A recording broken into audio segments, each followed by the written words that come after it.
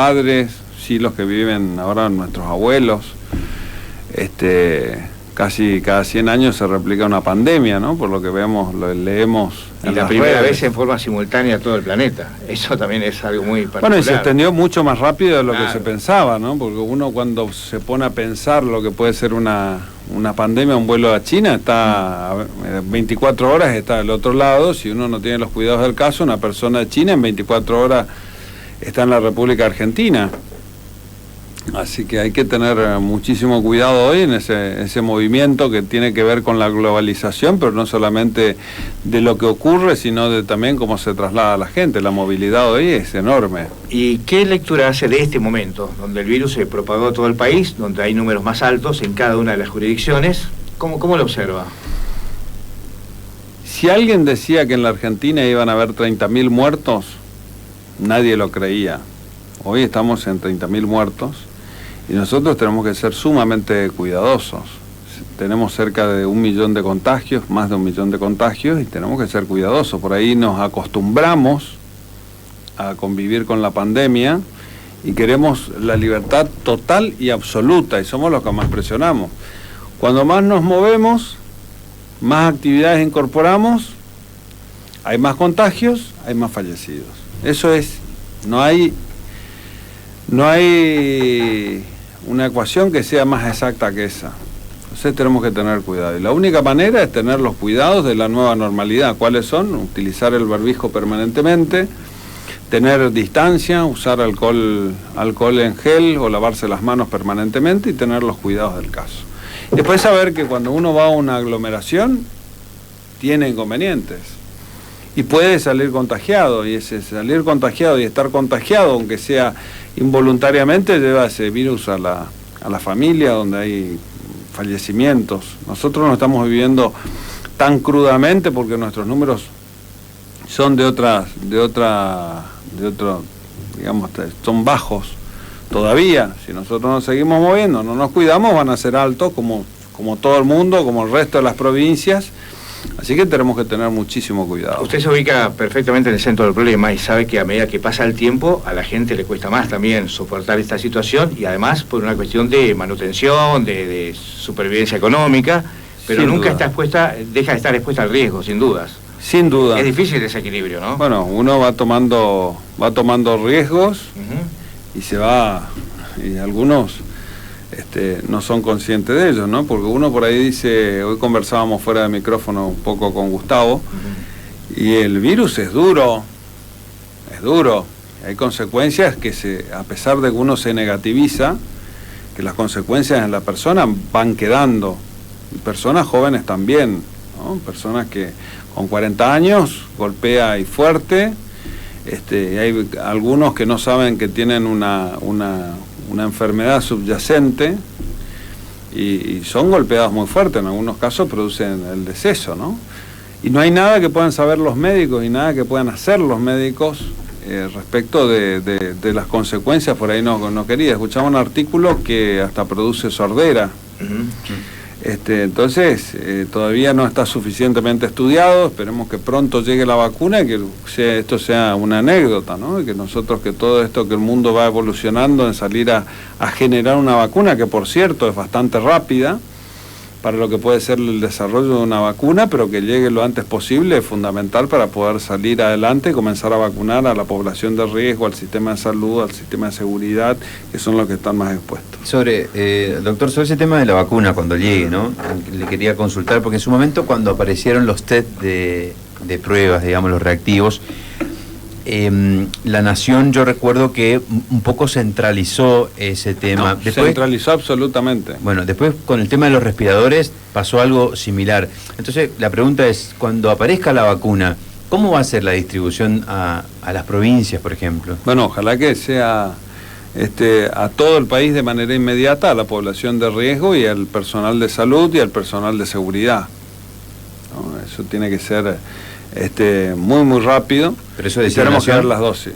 Y eso vamos a ver cómo se compra, ¿no? Hoy estábamos calculando una vacuna a $12-15. Nosotros necesitamos unas 250.000 a 300.000 dosis en una primera etapa, y encima hay que revacunar a los 21 días o 30 días, o sea que nosotros necesitamos de contar con 3 millones, 4 millones o 5 millones de dólares. Y si tenemos que vacunar todos los años, eso va a ser el presupuesto que vamos a tener que utilizar. Hay que ver cómo se paga, a dónde se paga, o si hacemos nosotros, y después seguramente va a bajar el valor de la vacuna, pero eso es lo que nosotros vamos a tener que comenzar a inocular a todos los ciudadanos que estén en riesgo. Entonces ese es el cálculo. Ahora, ¿cómo se va a distribuir? ¿Quién va a tener? ¿Cómo va a tener? En realidad hay varias ofertas, ya van a salir y es como que es una puja de precios, pero que en definitiva nadie te dice, me depositas la plata, mañana tenés la vacuna. Sí. Y hay competencias, la rusa sí, la rusa no, la de Oxford es la que vale, la china no, pero bueno, lo cierto es que hay lugares en el mundo que están vacunando. Nosotros todavía estamos atrás, comenzaron a vacunar los que primero se contagiaron y luego, bueno, los rusos sé que están vacunando también, o por lo menos hay comentarios, pero bueno, nosotros la verdad que esperamos la vacuna de Occidente, que es la que seguramente nosotros tenemos más confianza por la relación con los laboratorios, por esta zona, y bueno, esperemos que de lo que sabe hasta ahora, ¿deberíamos pasar todo el verano sin la vacuna? No, yo creo que podría llegar antes. ¿Así? ¿Diciembre? Espero que, yo tengo la esperanza de que llegue antes de diciembre, pero bueno, eso hay que esperar, no depende de nosotros, la esperanza nunca se pierde, y ojalá que nosotros podamos tenerlo lo antes posible y que la República Argentina pueda tenerlo lo antes posible para que nosotros comencemos nuevamente a vivir en el futuro que es nuestro futuro inmediato antes de comenzar la pandemia, ¿no? Que podamos trabajar en libertad, disfrutar de las cosas cotidianas que hacemos permanentemente y que estamos acostumbrados, pero falta un tiempo. Ayer y desde hoy también se dio otros dos pero pasitos. Falta menos. Falta menos. No, pero así todo, con los peligros que hay todavía, se dio otro pasito con respecto a las libertades, esto de la práctica deportiva hasta 10 personas, la caminata en la costanera sin permiso. Sobre todo en los lugares, en el interior hay lugares donde nunca tuvieron coronavirus. Entonces, en esos lugares fundamentalmente podemos controlar y los intendentes van a poder decidir este tipo de cuestiones, de manera que nosotros podamos de alguna forma colaborar cuando estén en una situación de COVID y que nosotros tengamos la detección. Por supuesto que hay que retroceder inmediatamente si nuestros números se disparan, como digo siempre. Nosotros estamos tomando medidas que por ahí en este caso nosotros sabemos de que esta actividad podría generar mayor movilidad, pero que también podría generar mayor número de contagios, y esos contagios en definitiva pueden ser decesos, pero tenemos que darle movilidad y normalidad, evitar el tercer tiempo, salir a generar una conducta responsable en los ciudadanos para que nosotros podamos tener normalidad, o si no, vamos a continuar como estamos hasta hoy, incluso agravar aún más la situación que tenemos. ¿Prevé cambiar algo el tránsito en el puente, de cómo viene trabajando hasta ahora? Bueno, nosotros le dimos bastante movilidad al puente. Lo que no podemos generar es una normalidad total. Ojalá que pronto tengamos la vacuna y que podamos tener la normalidad del caso. Nuestros números son diferentes del otro lado del puente y tenemos que tener los cuidados. Por supuesto que del otro lado hay muchas personas que fueron positivos, que hoy tienen el anticuerpo, que pueden circular con total normalidad, y que nosotros tenemos que evitar ese contagio masivo y que nosotros podamos tener mucho cuidado, y para eso es fundamental tener el control de la movilidad. Lo mismo que no podemos habilitar que vengan los colectivos de larga distancia sin ningún tipo de requisito, o que ingresen los aviones a Corrientes sin ningún tipo de requisito sanitario. Tenemos que tener un control de trazabilidad, y esto nos cuesta porque nos lleva mucha energía, nos insume mucho tiempo, mucho personal, y cuestan recursos del Estado, pero más nos va a costar si nosotros nos encerramos en el hospital de campaña esperando que los enfermos ingresen al hospital contagiados y simplemente nos quedamos en dos manzanas esperando que vengan los infectados, ¿no? Tenemos que tratar de evitar que hayan enfermos, y bueno, producto de esas recomendaciones del comité de crisis es que nosotros tomamos las medidas que tomamos. ¿Dio lo de Misiones? Lo del avión que llegó anoche. Un avión llegó anoche a Misiones y había una persona con COVID positivo y aislaron al pasaje 57 personas. Está bien, obviamente que hay acá una irresponsabilidad del pasajero, ¿no? Bueno, pero eso puede pasar, por supuesto. Por supuesto que puede pasar, y eso está dentro del bolillero, como decimos, pero eso va a ocurrir en un avión, va a ocurrir en un colectivo, va a ocurrir en la movilidad que le podamos dar. El asunto es poder hacerlo con previsiones y que nosotros tengamos la trazabilidad de quiénes son los pasajeros, el pasaje, y que nosotros podamos informar o que se pueda informar a todos los pasajeros que hubo un COVID positivo en la fila tal, en el asiento tal, de manera que las personas puedan saber y aislarse. Porque es detectar quién es positivo y el aislamiento, que también son medidas que son muy efectivas para evitar que se desparrame. Usted imagínese que hay un positivo y que en ese vuelo no se sabe quién fue. Ahí tenemos claro. Entonces, la trazabilidad en esto es fundamental. Gobernador, en un tiempo donde se invirtió tanto en salud, inesperadamente, por supuesto, porque nos tocó de sorpresa a todos, ¿cómo están las finanzas hoy en la provincia? Porque uno también se pregunta, ¿no? Ha habido una inversión importante. Sí, nosotros calculamos que los números, la caída de los recursos son aproximadamente unos 7.500 a 12.000 millones aproximadamente. De lo que habitualmente llega. De lo presupuestado, es lo que todavía no termina el año, ¿no? Porque faltan 2 meses, pero aparte uno siempre espera recaudar un poco más.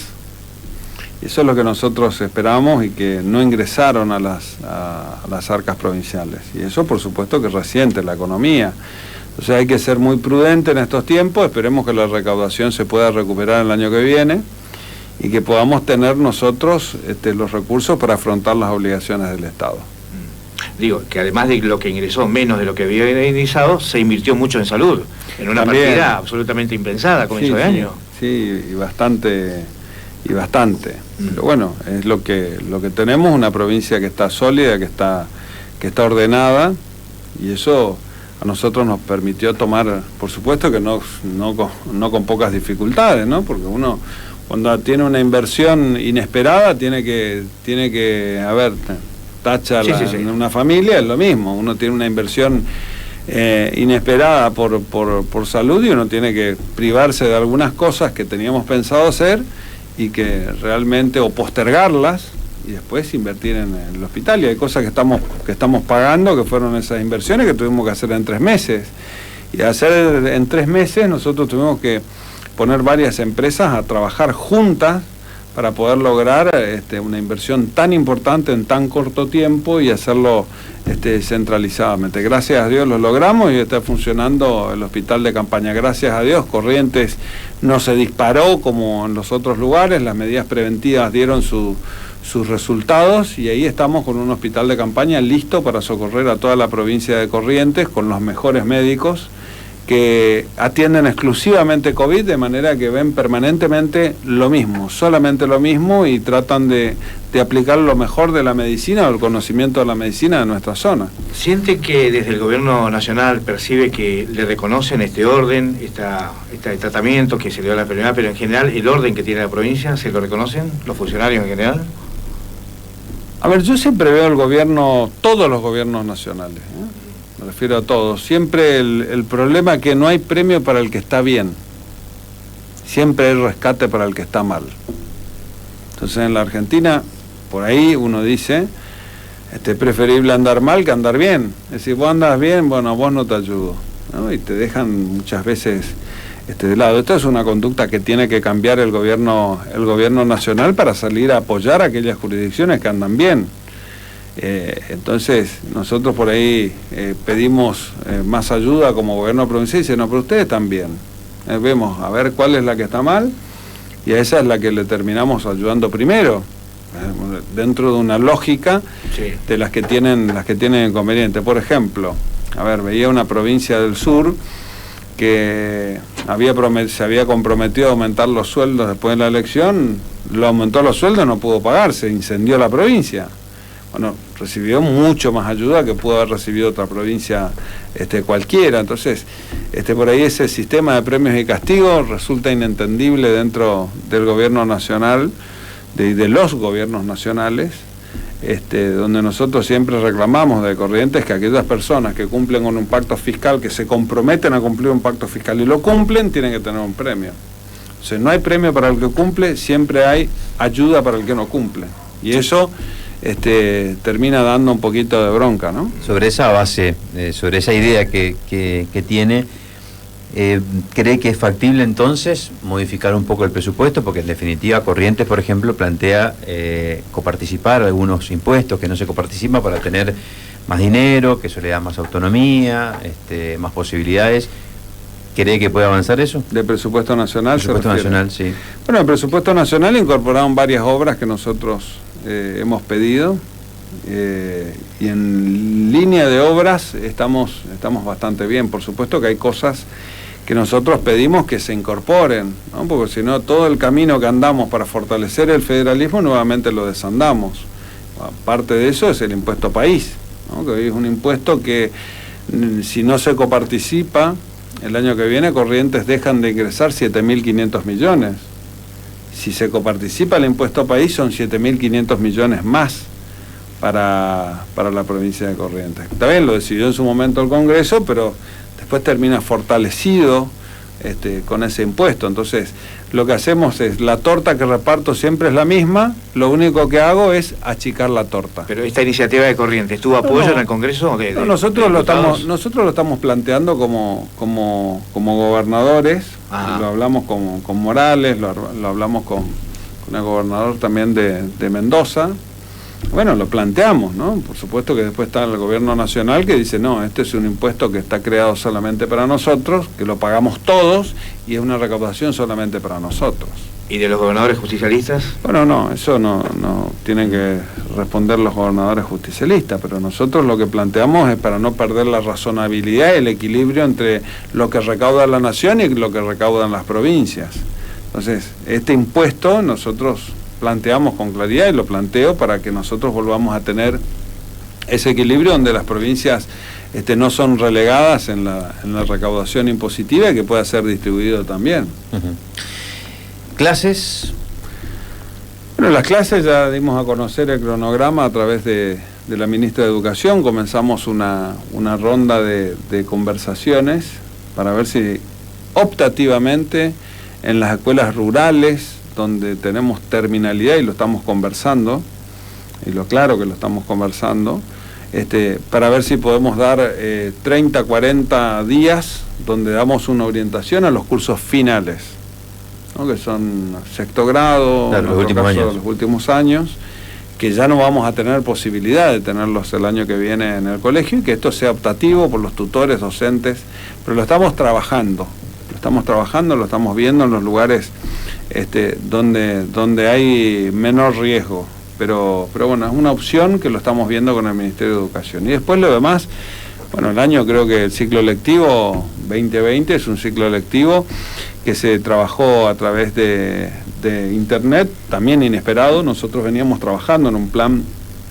de darle conectividad a las escuelas, pero después estamos hablando de que es difícil hacer que todos reciban la tarea en la casa, pero un esfuerzo de parte de los docentes enorme, un esfuerzo de parte de las familias enorme y de parte del alumno también, ¿no? Porque los padres tuvieron que salir a hacer de profesores en base a las guías que terminaban recibiendo por los dispositivos electrónicos.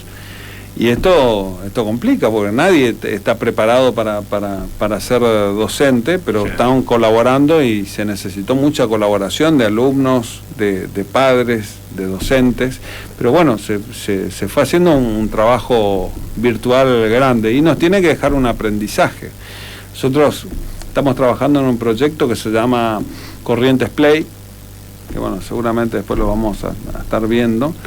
¿Básicamente qué consiste? Consiste básicamente en salir a generar contenidos digitales, donde tenemos que trabajar para poner a disposición de los alumnos, comenzar a trabajar los contenidos digitales, que es fundamental. Y eso, poder bajarlo a través de plataformas y que eso sea permanente. Yo creo que este cambio en tener la posibilidad de mandarte la tarea digital trajo la pandemia, ¿no? Es decir, bueno, miren a través del dispositivo de internet, ahí está la tarea. Eso hubiese sido impensado para nosotros, sí, no se puede resolver, se han precipitado los hechos, pero no se puede volver atrás. Yo creo que no se va a poder volver atrás porque termina facilitando. Hoy todo el mundo, para poder sobrevivir educativamente a la pandemia, tuvo que aprender a manejar dispositivos electrónicos. Y eso, a medida que pasa el tiempo, se va normalizando, es decir, cómo me llegó la tarea electrónicamente y nos obligó y nos obliga a todos los gobiernos, a todo el Ministerio de Educación a salir a generar contenidos, a generar plataformas, a generar vínculos digitales que no se van a volver atrás y que va a quedar para siempre. Hace una semana el secretario de Energía de la Nación, Darío Martínez, dijo: vamos a tener muchos cortes este verano. ¿Cómo lo tomó eso? ¿Cómo está Corrientes? ¿Cómo proyecta el verano? Porque siempre hacemos la misma pregunta. Esperemos que no. Esperemos que no. La falta de tarifa genera una falta de inversión, porque uno con la tarifa que recauda no puede invertir para una obra. Una obra antes de la pandemia, por ejemplo, del pueblo acá del amigo Gustavo hasta Santa Rosa, es decir, de Salada a Santa Rosa, costaba $30 millones. Hoy, después de esta devaluación que tuvimos, o como sea, no sé cómo le llaman ahora, porque no quieren decir que es una devaluación del peso, pero es una devaluación del peso, sigue valiendo exactamente $30 millones. El problema es que lo que necesitaba recaudar la DPEC o la provincia, recaudaba una plata en dólares y hoy es muchísimo menos en dólares, entonces la inversión cuesta mucho más. Los cables están en dólares, entonces esto hace de que la inversión que pueda hacer la provincia y las distribuidoras de energía para poder distribuir la energía pueda ser menor. Nosotros seguimos invirtiendo y mucho, esperemos tener nuestro sistema fortalecido. Los trabajadores de la DPEC están haciendo un trabajo realmente importante. La DPEC comenzó nuevamente a hacer sus obras con mano de obra del Estado, por supuesto que concurre también la mano de obra privada con la contratación, pero hicimos obras muy, muy importantes en la provincia. Esperemos que no nos toque a nosotros o que sea lo menor posible, porque por ahí es lo que te da bronca, ¿no? Sos un gran generador de energía eléctrica y como no manejás el sistema de alta, no manejás el sistema de media, se te termina cortando la energía y claro, encima te pagan menos lo que valen las regalías. Entonces te da un poquito de bronca este sistema desigual, ¿no? ¿Quedaron postergadas muchas obras este año por esta situación?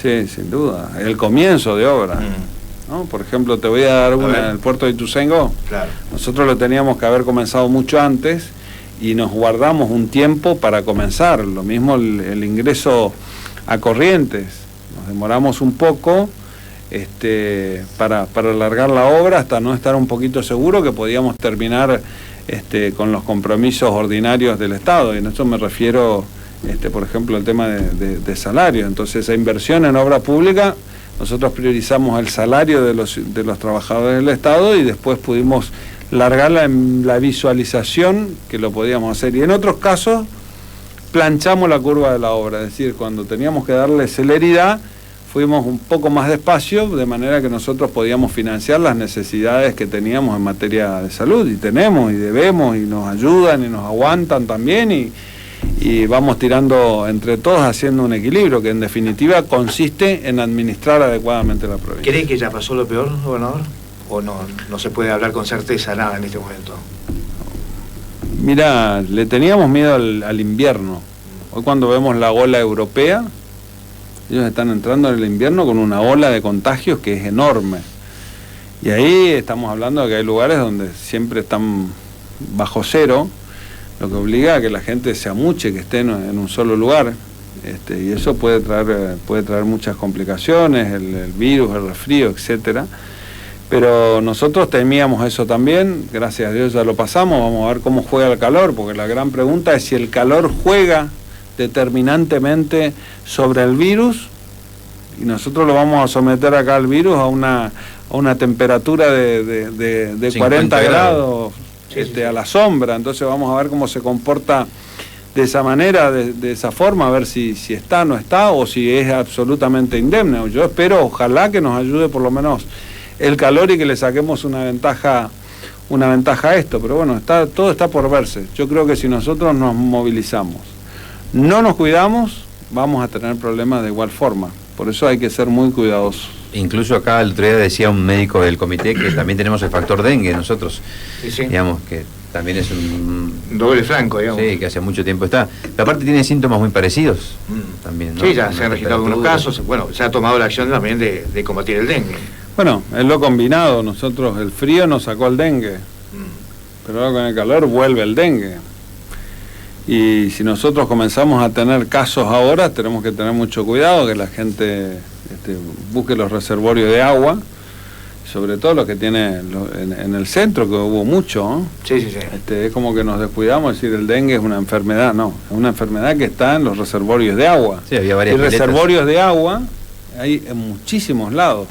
Entonces tener los que tienen pileta con las medidas adecuadas, ya en este momento comenzar a trabajar, a ponerle cloro, a cambiarle el pH al agua para que evitemos esos criaderos de mosquitos y ver a dónde tenemos las concentraciones de agua para evitar que la enfermedad nos pegue muy fuerte en el verano. Y por supuesto que el Ministerio de Salud Pública está haciendo también ya una alerta, una movilización, un trabajo y trabajar codo a codo con las municipalidades. ¿Qué porcentaje de la gestión todavía le está llevando la pandemia al día de hoy? ¿Tanto como al comienzo? No, un poco menos, pero porque ya estamos un poco menos encima del día a día, pero por lo menos un 60% del tiempo de gestión lleva la pandemia, ¿no? Sí. Antes en un tiempo estábamos al 100% como un tema central y bueno, pudimos salir un poquito más y comenzar a mirar otros temas. Pero lo importante fue que Corrientes en este tiempo nos perdió la productividad. Yo por ahí miro algunos titulares de Buenos Aires y dice, hace poco tiempo dice, volvió la construcción. Claro. Bueno, eso es bastante complicado, ¿no? Nosotros tuvimos construcción todo el tiempo, o a veces dicen, bueno, volvieron las caminatas, ¿no? Donde nosotros teníamos ya alguna normalidad o abrieron los bares. Entonces, hubieron medidas que nosotros no las tomamos porque teníamos otra situación sanitaria y que nos permitió estar bien. La actividad productiva de Corrientes, primero que fueron bien recibidas las que pudieron trabajar todo el tiempo. El arroz a muy buen precio, la madera a buen precio, la ganadería ahí, pero bien, digamos, sí. No súper excelente, los precios que tuvimos en los otros productos, arándanos, frutillas, es decir, los precios limones, naranja, a nivel mundial realmente importantes. Por supuesto, nos golpeó en el comercio, que tuvimos inconvenientes, nos golpeó muy fuerte y nos sigue golpeando en lo que es el turismo, que estamos viendo y estamos analizando en este momento el comité de crisis y parte de nuestro comité está trabajando en la esquina para ver si hacemos burbujas. Nosotros podemos traer tour de pesca a un hotel o a una cabaña cerrada, sin contacto con la población, que puedan salir a pescar en la lancha y volver al turismo e irse, porque necesitamos dólares para vivir.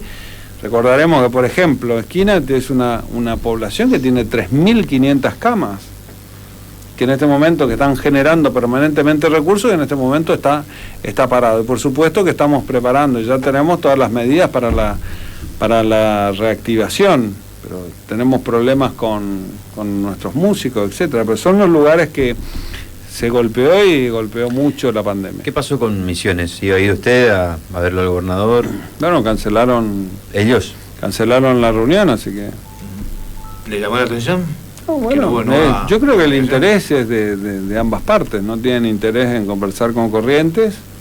Bueno, es así. Pero bueno, está bien. Seguramente se dará en otra ocasión, en otra oportunidad, cuando coordinemos agenda con el gobernador de Misiones, al cual tenemos una excelente relación y seguramente estaremos hablando en poco tiempo más. Igual es una agenda de desarrollo, de intereses comunes que tiene adelante, no es una premura que nosotros tenemos para conversar, pero es necesario comenzar a dialogar entre gobernadores para salir a tener miradas comunes de intereses comunes que tenemos entre ambas provincias. Gobernador, ¿cómo ve la situación institucional del país a nivel de toma de tierras, justicia, Corte Suprema? ¿Le preocupa por sobre otras cosas? Es preocupante la situación. Por eso la justicia tiene que ser rápida y atenta para decidir el derecho. Cuando uno no tiene una justicia rápida, uno termina teniendo consecuencias, ¿no? Y estamos transmitiendo a ver la causa judicial, donde de alguna manera presentan los medios como que es la suerte de la Argentina, ¿no? Estamos hablando que es la suerte de un campo. Claro. Sí. Pero también hay muchos intereses en juego respecto del tema de qué se va a decir y cómo se va a decir, que es producto de la grieta. O sea, faltan señales de pronto en determinados temas. Faltan señales. Yo creo que nosotros tenemos en claro lo que tiene que ver con la propiedad privada. y lo vamos a seguir haciendo. Y Corrientes en esto tiene una tradición de mantener el orden y el respeto de lo que establece la ley, y tenemos que seguir así. Ese es el camino, pero por supuesto que nosotros tenemos que desdramatizar cuando por ahí nosotros tenemos esto que somos, si cae la moneda de un lado termina el mundo, y si cae del otro comienza el mundo. Y esto es lo que tenemos que sacar adelante. Es la justicia la que tiene que resolver, y para que resuelva la justicia a veces garantiza la Constitución una doble instancia. Puedes perder en primera instancia, ganar en segunda, pero es un largo proceso. Ahora, unos dicen una cosa, otros otra, que es producto de la grieta que vivimos los argentinos. ¿Cree que puede pasar en Corrientes también? Que se den situaciones... ¿Otro Echeverre? Hay que ver las situaciones como se dan. Esperemos que no, esperemos que tengamos, ya nos pasó esto, no es la primera vez, y esperemos que no ocurran Corrientes, y que podamos resolver este tipo de cuestiones pacíficamente, y que nosotros podamos ver cómo trabajamos el tema. Volviendo a la pandemia, el tema capital, con el 80% de los casos activos en este momento, ¿cómo lo observa ahora? ¿No se ha perdido el nexo en ningún momento? No se perdió el nexo. Lo que sí es, peleamos para no perder el nexo. Sí. Peleamos porque necesitamos saber quién contagió a quién. Hoy nosotros tendríamos 3.000 casos aproximadamente, para poner números redondos, en Corrientes. Y nosotros sabemos quién contagió a quién. Y eso es fundamental para el control. Pero para eso tuvimos que hacer una inversión muy importante en testeos. Corrientes debe ser una de las provincias que más testeo tiene por millón. Nosotros tenemos el promedio de la capital, debe rondar los 90.000 test por millón, y el promedio del interior debe estar ahora ya, no, al principio lo miraba, ¿no?, pero debe estar por 65.000 test por millón. Pero el acierto que tuvimos nosotros como provincia es de salir a buscar exactamente, es como tener una radiografía o una tomografía, como dicen ahora, una radiografía de dónde está exactamente la enfermedad. Entonces, por ejemplo, en San Roque, que tuvimos un montón de casos, hicimos cerca de 2.000 test. Y un test cuesta, en promedio nosotros calculamos entre 30 y $40. ¿Por qué? Porque cuesta, porque el reactivo es una cosa, el test es otro, pero uno se olvida de cuánto es la operación, de cuánto valen los aparatos, cómo se amortizan, cuáles son los reactivos. Es decir, en total, en definitiva, un test cuesta y plata, pero ahorra mucha plata. Claro. Y ahorra muchas vidas y realmente previene mucho. Entonces eso nos dio la posibilidad de poder controlar la pandemia. Esos son todos los test que se hacen cuando decimos están buscando el nexo epidemiológico, que aíslan e hisopan a toda la gente con la que puede haber tenido contacto positivo. En definitiva, si yo me voy de acá positivo, vamos a suponer de la radio, esperemos que no, y vamos a tener que investigar quién es el que produjo el contagio, si había uno u otro. O si usted vino contagiado. Si yo vine contagiado, el que estoy contagiando soy yo. Eso lleva su tiempo, eso lleva 3 días, y luego de que sabemos quién es, avisar al contacto y tratar de ver esa investigación, que es enorme, que está haciendo un trabajo enorme nuestro comité de crisis, el Ministerio de Salud Pública, con el doctor Cardoso. Es un trabajo que lleva su tiempo. Entonces vos mirás la cantidad de test que hicimos en San Roque y son 2.000. Y no tuvimos 100 casos. Entonces, el trabajo es enorme. Llegamos a tener la capacidad, como decíamos al principio, testeábamos, para recibir el resultado de un test demorábamos una semana. De acuerdo. Llegaba a Buenos Aires, volvía. Exactamente. Y nosotros hoy llegamos a hacer cerca de 2.000 test con resultados en el día.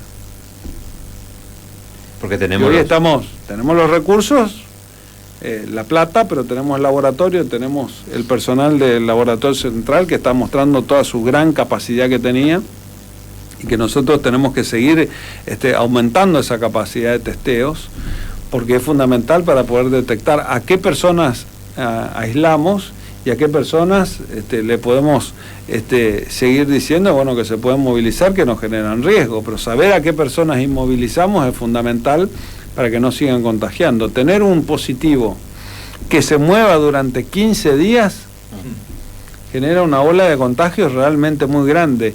Y esos otros positivos que no sabían que tuvieron contacto con otros positivos generan algo que realmente es importante. Por eso es importante no perder el nexo. Y actuar rápidamente. Y actuar rápidamente y aislarlo rápidamente y notificar a la persona que estuvo en contacto con un positivo y que se quede quieta. Esa es la clave de cómo se tiene que trabajar. Se iba a descentralizar eso del laboratorio, ¿no? Creo que sí, lo estamos trabajando, sí, lo estamos trabajando y estamos ampliando la capacidad. Nosotros nos seguimos, hasta que no salga la vacuna, nos seguimos preparando y seguimos mejorando la logística sanitaria para que nosotros tengamos más capacidad. ¿Y los recursos humanos de salud pública, cómo están a esta altura después de 8 o 9 meses tremendos? Bueno, es un tema, vamos a tener que darle unas buenas vacaciones, sí. Pero la verdad es que están haciendo un trabajo increíble, lo mismo que la policía. Tenemos sobrecargos, tenemos un gran trabajo, el personal de las municipalidades también en las distintas ciudades, los intendentes también están haciendo un excelente trabajo. Yo sé que hay críticas, hay de todo, ¿no? ¿Logró conciliar con todos ellos? Es imposible conciliar cuando uno ve un vaso y uno ve el vaso medio lleno y el otro el medio vacío, ¿no? Porque uno dice, bueno, inmovilización total, nosotros resolvemos la cuestión del virus. Claro. Pero después tenemos la cuestión económica, la necesidad de trabajo. Tenemos que tener una combinación entre movimiento y producción económica. Y ese es el desafío, ¿no? Y el esparcimiento, el deporte, tenemos que hacer un equilibrio importante. Ya casi acercándonos al final, ¿proyecta un año 2021 más o menos complicado que este? Espere menos. Yo creo que más complicado que este, yo creo que no sé si... Pues nos olvidamos de la sequía, por ejemplo, ¿no? No sé si en la historia de la provincia pudo haber un año más complejo y más complicado que el que tuvimos ahora, con crisis económica, con pandemia. Sequía, incendios. Sí. Entonces, baja el río. Entonces, pero bueno, hay que seguir, hay que tener fe, hay que tener fortaleza. Hay que pedir a Dios lo que somos creyentes que nos dé una mano. Así, el otro día estuvimos en Saladas y dije, bueno, Dios nos va a ayudar, ojalá que haga llover. Nos escuchó, bueno, estábamos viendo el pronóstico, ¿no? Pero de alguna manera, y bueno, cayó una lluvia. Lamentablemente, cuando vino la lluvia, cayó ese viento de 100 kilómetros por hora, más granizo, y se llevó parte de Buenavista, en la zona de San Isidro, que golpearon fuerte, que estamos trabajando con nuestros equipos ahí. Pero en definitiva cayó agua en la provincia y trajo algo de alivio. Esperemos que pueda llover la semana que viene, lo antes posible, que también nos vuelva a dar alivio. Pero bueno, esto es así, tenemos que vivir con optimismo, no tenemos que caernos, tenemos que ser conscientes de que la vida trae dificultades y que hay que vivir el momento y estar lo mejor que podamos. Y tendremos elecciones el año que viene. ¿Cómo ir a votar así, no? Claro. Para aquel tiempo yo creo que no va a haber complicaciones. Yo creo que vamos a tener la vacuna. Vamos a mirar qué pasa con Trump. Hay lugares donde están convocadas elecciones. Así que vamos a tener, ¿no? En Estados Unidos están convocadas las elecciones, vemos noviembre con unos números realmente complicados, ¿no? Pero bueno, van a votar, van a ejercer su deber cívico. Lo peor que puede haber es que haya una pandemia y que nosotros no tengamos gobierno. Claro. El desgobierno más pandemia es la peor de las ecuaciones, y por eso siempre en estos momentos uno tiene que hablar con claridad y decirle a la gente exactamente la verdad de lo que pasa, y con claridad.